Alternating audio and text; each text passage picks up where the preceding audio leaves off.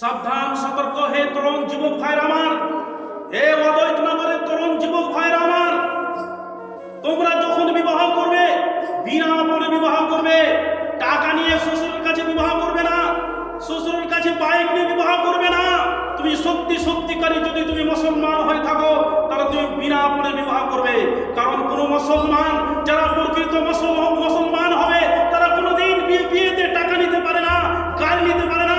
যার মধ্যে মুসলমানের রক্ত মাংস থাকবে সে মুসলমানের বাচ্চা কোনোদিন পণ নিয়ে বিবাহ করতে পারে না। যারা বিবাহ করে থাকে পণ নিয়ে, এরা মুসলিম নামে কলঙ্ক, মুসলিম জাতি নামে কলঙ্ক। আফসোস লাগে, কতগুলো মানুষকে দেখা যায়, কতগুলো হাজী সাহেবকে দেখা যায় মক্কা থেকে হজ করে এসে তারপরে বেটার বিবাহ দিচ্ছে গাড়ি নিয়ে, টাকা নিয়ে। হাজী সাহেব হাজী নয়, হাজী নামে কলঙ্ক। আবার কতগুলো আলেমকে দেখা যায় সে নিজের বেটার বিবাহ দিচ্ছে বাইক নিয়ে, টাকা নিয়ে বিবাহ দিচ্ছে। এ আলেম নাই, সে আলেম নামে কলঙ্ক। আবার কতগুলো নামাজি সাহেব 5 ওয়াক্ত নামাজ পড়ে আবার বেটার বিবাহ দেওয়ার সময় গাড়ি নিয়ে থাকে, টাকা নিয়ে থাকে, এরা নামাজি নাই, নামাজি নামে কলঙ্ক। ভাই আমার, বন্ধু আমার, আমি বলতে যাচ্ছিলাম যে এই পণের কারণে আজ ভালো ভালো মেয়ের বিবাহ হচ্ছে না।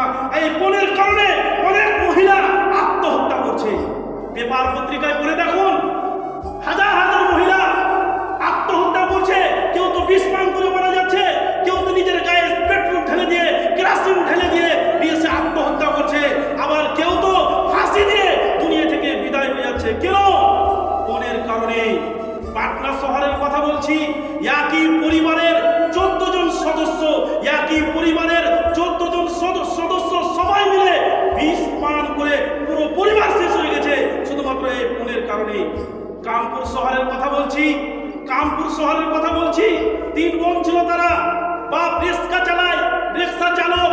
যখনই বেটির বিবাহ আসছে, কেউ বলছে 5 লক্ষ নেবো, কেউ বলছে 2 লক্ষ নেবো, কেউ বলছে গাড়ি নিব।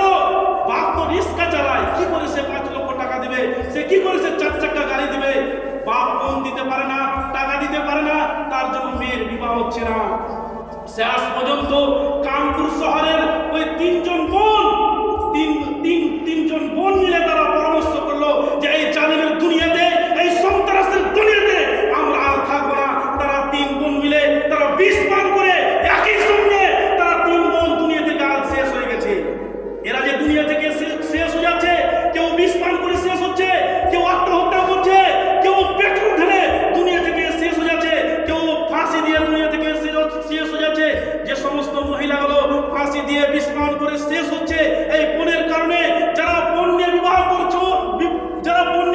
করছেন তারা শুনুন, হে তরুণ যুবক, কিয়ামতের মাঠে আল্লাহর দরবারে আল্লাহর কাঠগড়ায় দাঁড়িয়ে তোমাকে হিসাব দিতে হবে।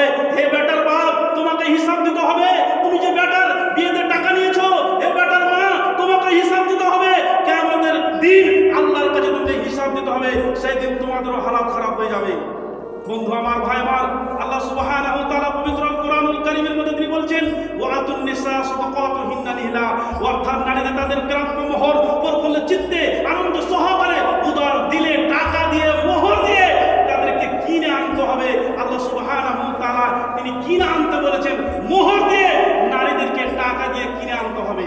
কিন্তু আজ উল্টো হয়ে গেছে, ছেলেদেরকে কিনতে হয়েছে। ভাই আমার, বন্ধু আমার, তাই একটি কবিতা, যারা পণ নিয়ে বিবাহ করছে তাদের সম্পর্কে একটি কবিতা শুনুন। যারা পণ নিয়ে বিবাহ করে তাদের সম্পর্কে একটি কবিতা। পণ নিয়ে বিবাহ করে কারা? সমাজ জাতির শত্রু যারা। পণ নিয়ে বিবাহ করে কারা? সমাজ জাতির শত্রু যারা। পণ নিয়ে বিয়ে করে কারা? চোর ডাকাতের দল যারা।